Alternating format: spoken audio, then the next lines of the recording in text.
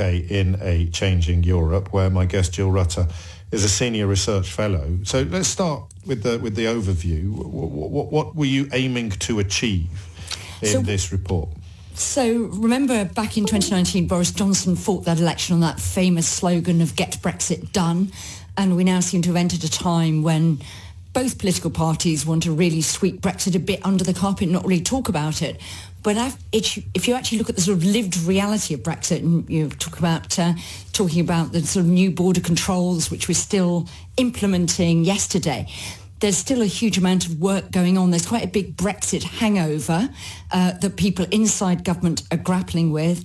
And one of the things is there's sort of lots of Brexit details where the implementation has been made much worse by the political turbulence of the last few years. If you change Secretary of State 2 or 3 times a year, or even 2 or 3 times a parliament or a week, and each of them wants to put their own thumbprint on what you're doing, you end up with a sort of zigzag.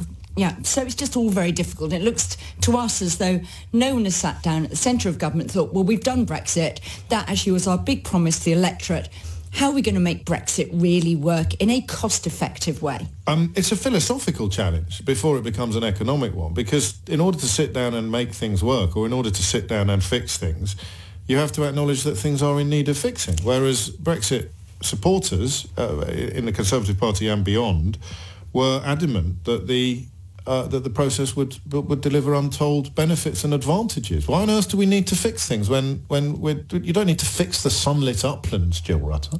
So I think, if I were Kemi Badenoch or David Frost in a thought experiment of deep interest, I think I would say, actually, I do need to do things. I've now got these Brexit freedoms. Right. I do need to do some things to reorientate a civil service machine that's been used 50 years operating inside the EU. I do need actually to do some things to take those opportunities from Brexit. But one of the problems is that the government actually isn't particularly agreed on what those opportunities from Brexit are. So one of the things that comes out in our report is that a huge amount of time and effort in already overburdened Whitehall departments and regulators was taken up with preparing for the retained EU law bill, which you might remember, that great thing that was going to clear off that sort of backlog of EU legislation that Theresa May had transferred over onto the UK statute book to be ready for Brexit.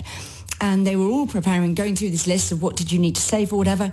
And then Kemi Badenoch came in, listened to business, changed course, and actually said, well, rather than the default being getting rid of everything, our default now is we're going to save everything. Very, very different position, but here's our list of things we're going to get rid of. And one of the things we were told, talking to people actually, in the front line of regulation, running these regulators, was, well, we could have had a big strategic conversation about how do we want to regulate better, where are there real opportunities, but actually we had to spend our time and effort on this big make work activity that then came to nothing. So I think you would say there that, even if you think they're big Brexit dividends, they don't just deliver themselves. That needs a bit of thinking through and working through. And